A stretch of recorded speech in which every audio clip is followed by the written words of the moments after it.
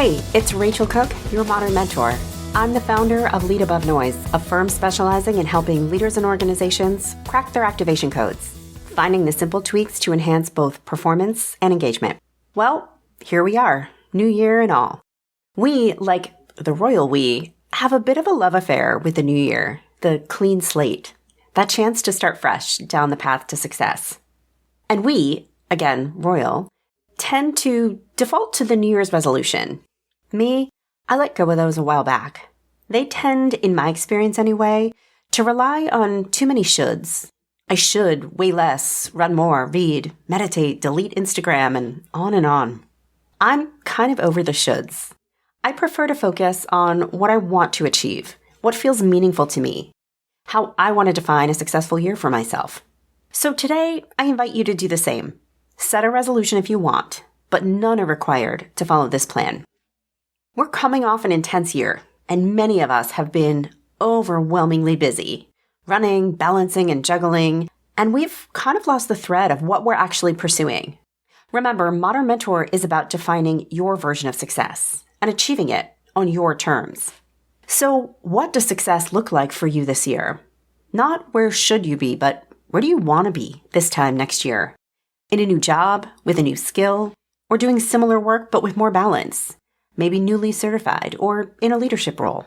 There are no right or wrong answers here, but this is where you start. This is your North Star. So now let's talk about some levers you can pull to move in that direction, or at least the 4 I'll be focusing on this year. First, define a challenge for yourself. Starting with your end goal in mind, what is one way in which you can push outside your comfort zone this year? For me, in 2023, I set a goal of speaking on more and bigger stages. That was a success measure that I had put in place. In order to get there, I was going to have to create some uncomfortable challenges for myself to get comfortable being really uncomfortable. So what did this involve for me? What was the big challenge I set for myself?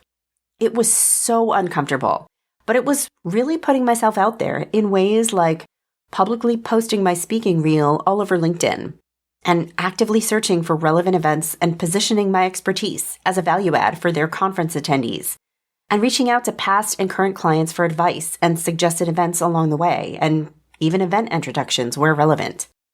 Now, I had to find ways to do all these things authentically. It's a fine line, and I hope I struck the balance more than I didn't. But I gave myself grace, and I feel proud of how out there I let myself get. Next, expand your network thoughtfully. Because, as the great Barbra Streisand says, people who need people are the luckiest people in the world. Listen, just because it's cringy doesn't mean it's not true. I'm not talking here about having friends in high places, but I'm talking about who you need to be connecting with that can help move you toward your goal. Given what you want to achieve in 2024, who can you reach out to that might teach you about a part of the business you're considering moving into?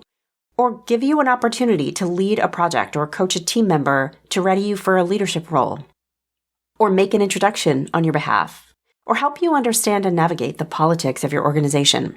Thoughtfully building or tapping into your network doesn't have to feel gross or self-serving.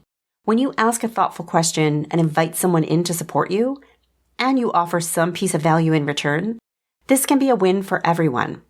For me, in 2023, this looked like vastly expanding my network of conference and event planners.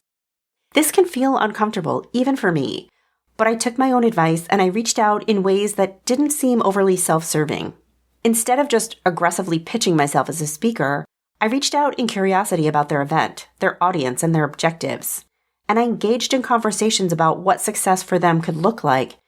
And where appropriate, I offered an idea about how my work might help serve their goals. I added a lot of amazing people to my network this year, and I plan to do it again in the new year. Next, learn something. I feel like continuous learning is one of those buzzy phrases that gets a lot of lip service, but really, I'm a diehard believer in its power. Whether your ambition this year feels really big, like getting the promotion or starting your own business, or a little smaller, like staying steady in your role because you're still having fun, finding ways to continue learning is such a critical piece of your success and your engagement. What skills are you hoping to build this year to help you stand out against your peers? What idea do you want to explore? What do you want to sharpen up? your communication, your leadership, your ability to be inclusive with your team. For me, in 2023, it was largely about building my virtual engagement toolkit. As in, I spoke at some in-person events and some virtual events. Speaking in person is something I've done for years, and while I'm not perfect, I think I do it pretty well. But speaking virtually and finding ways to keep the audience not just paying attention, but interacting and participating, that's a thing I wanted to sharpen. So I read a bunch of blogs and I talked to colleagues who do this. I paid close attention to post-event audience feedback. I did practice runs with my family. Side note, my kids are not so generous with their audience feedback. The learning doesn't have to be formal, just intentional. Learning for the sake of learning may not be so compelling, but learning in service of achievement, this is how we win. And finally, establish healing rituals. Let's talk about wellness and balance, because if 2023 taught us anything, it is that overwhelm continues to be real. But I believe no matter the circumstances, there are always things, big or small, that we can do to help keep ourselves in some semblance of balance. We just have to plan for them.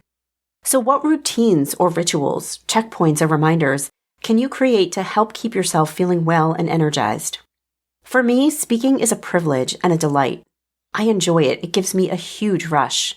But also, it can be soul-crushingly exhausting. I put my whole self into a program or a talk.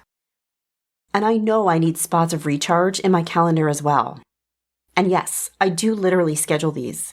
Catch-ups with friends, 20-minute blocks for reading or watching a TED Talk, hitting the gym, these all keep me on my toes. So, it's your turn. What can you commit to now before the chaos of the year sets in to proactively keep your soul and spirit fully fueled? And there you have it, my no resolution plan for kicking off a winning year, however you define winning, for you. Oh, and if you're looking for a speaker for your upcoming event, do not be shy in reaching out. Join me next week for another great episode. Until then, visit my website at Lead Above Noise if your organization is looking to crack its activation code, dialing up performance and engagement. You can follow Modern Mentor on Apple Podcasts, Spotify, or wherever you listen to podcasts. Find and follow me on LinkedIn. Thanks so much for listening and have a successful week. Modern Mentor is a quick and dirty tips podcast. It's audio engineered by Dan Farabend. Our director of podcasts is Brandon Getchis. Our podcast and advertising operations specialist is Morgan Christensen. Our digital operations specialist is Holly Hutchings. Our marketing and publicity assistant is Davina Tomlin. And Cameron Lacey is our marketing contractor.